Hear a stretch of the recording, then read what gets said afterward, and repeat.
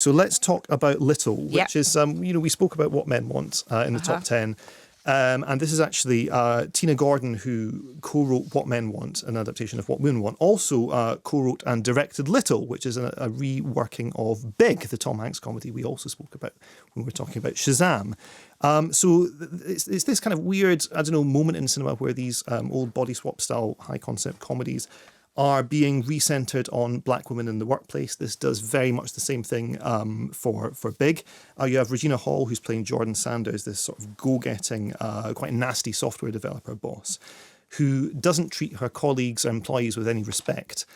So the daughter of the donut van driver in the car park outside one day magic sign says, "I wish you were little," so you could remember how it is to treat people nicely. So she wakes up the following morning and she's transported back to her 13-year-old self.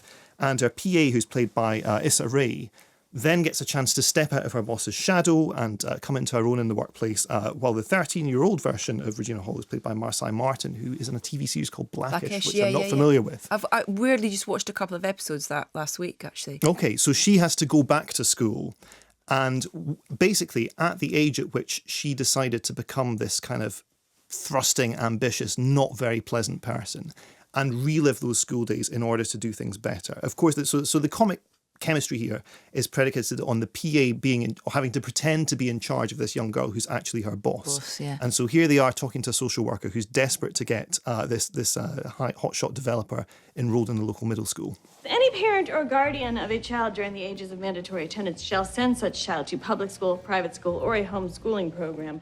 Say what now? Say what now is enroll this child in school or somebody is going to jail. That's what now. Say what. By somebody, do you mean? You.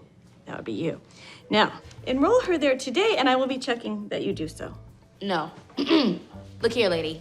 I am a businesswoman and I have a company to run. She sells Girl Scout cookies. She just takes it really seriously. I'm like... So I don't have time for child services and I sure don't have time for school, okay? Let me be clear. I will have you in foster care and your goofy aunt over here in jail if you don't. Oh, crrr.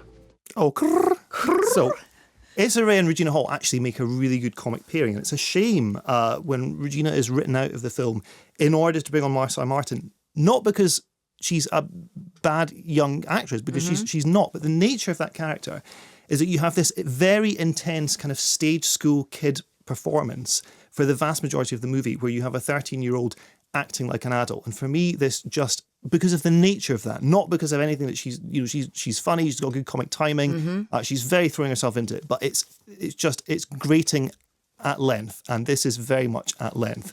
I think Issa Rae is an incredibly talented comic performer. Regina Hall obviously proved herself in Girls Trip before, and she's in a great film called Support the Girls, an Andrew Bujalski film that's coming out next month in the UK. It just, in sum, feels like again, similar to the problem with What Men Want, the concept burns itself out too quickly, and what's left behind isn't ultimately that funny.